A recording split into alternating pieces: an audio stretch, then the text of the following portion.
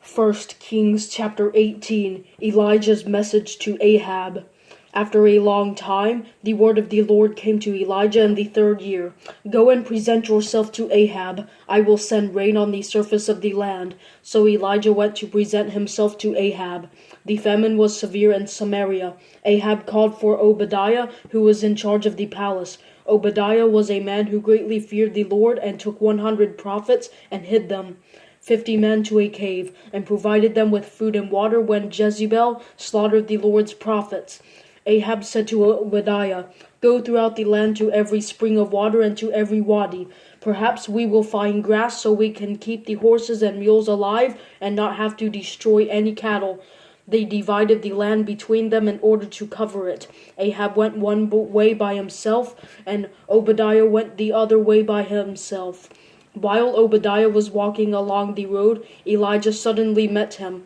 When Obadiah recognized him, he fell with his face to the ground and said, Is it you, my lord Elijah? It is I, he replied. Go tell your lord Elijah is here. But Obadiah said, What sin have I committed, that you are handing your servant over to Ahab to put me to death? As the Lord your God lives, there is no nation or kingdom where my lord has not sent someone to search for you. When they said, He is not here, he made that kingdom or nation swear they had not found you. Now you say, Go tell your Lord, Elijah is here. But when I leave you, the Spirit of the Lord may carry you off to some place I do not know. Then when I report to Ahab and he does not find you, he will kill me. But I, your servant, have feared the Lord from my youth. Wasn't it reported to my lord what I did when Jezebel slaughtered the Lord's prophets? I hid 100 of the prophets of the Lord, 50 men to a cave, and I provided them with food and water. Now you say, Go tell your lord, Elijah is here, he will kill me. Then Elijah said, As the Lord of hosts lives, before whom I stand, today I will present myself to Ahab. Obadiah went to meet Ahab and told him. Then Ahab went to meet Elijah.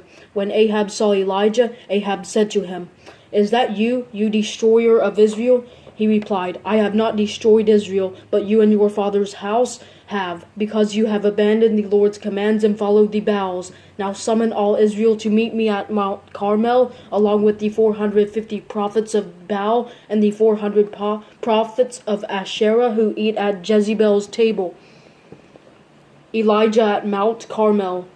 So Ahab summoned all the Israelites and gathered the prophets at Mount Carmel. Then Elijah approached all the people and said, How long will you hesitate between two opinions? If the Lord is God, follow him, but if Baal, follow him. But the people did not answer him a word. Then Elijah said to the people, I am the only remaining prophet of the Lord, but Baal's prophets are 450 men. Let 2 bulls be given to us. They are to choose 1 bull for themselves, cut it in pieces, and place it on the wood, but not light the fire. I will prepare the other bull and place it on the wood, but not light the fire. Then you call on the name of your God, and I will call on the name of the Lord. The God who answers with fire, he is God. All the people answered, That sounds good.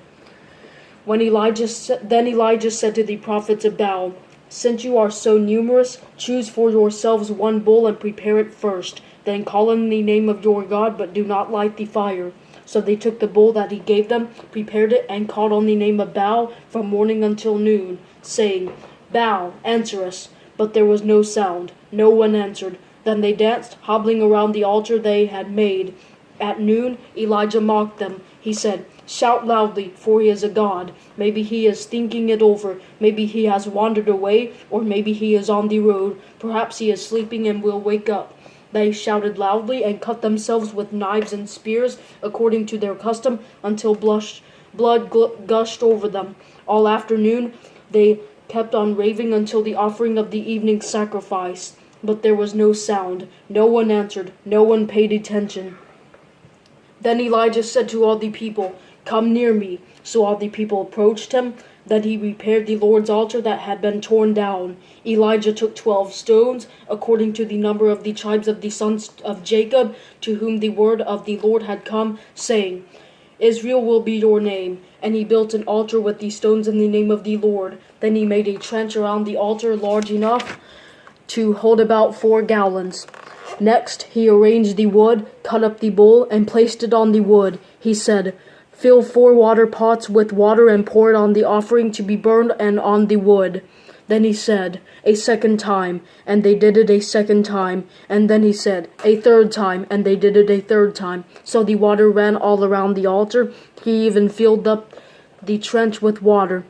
At the time for offering the evening sacrifice, Elijah the prophet approached the altar and said, "The Lord God of Abraham, Isaac, and Israel, today let it be known that you are God in Israel, and I am your servant, and that at your word I have done all these things. Answer me, Lord. Answer me so that this people will know that you, O Lord, are God, and that you have turned their hearts back."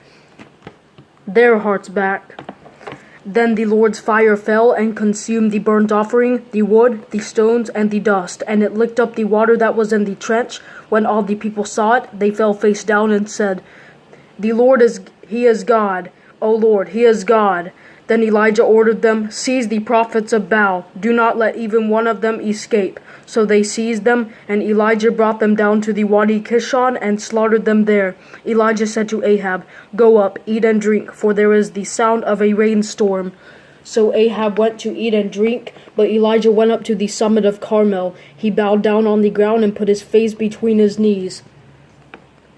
Then he said to his servant, "Go up and look toward the sea." So he went up, looked, and said, "There is nothing." 7 times Elijah said, "Go back." On the 7th time he reported, "There is a cloud as small as a man's hand coming from the sea."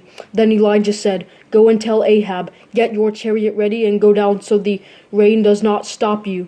In a little while the sky grew dark with clouds and wind, and there was a downpour. So Ahab got in his chariot and went to Jezreel. The power of the Lord was on Elijah, and he tucked his mantle under his belt and ran ahead of Ahab to the entrance of Jezreel.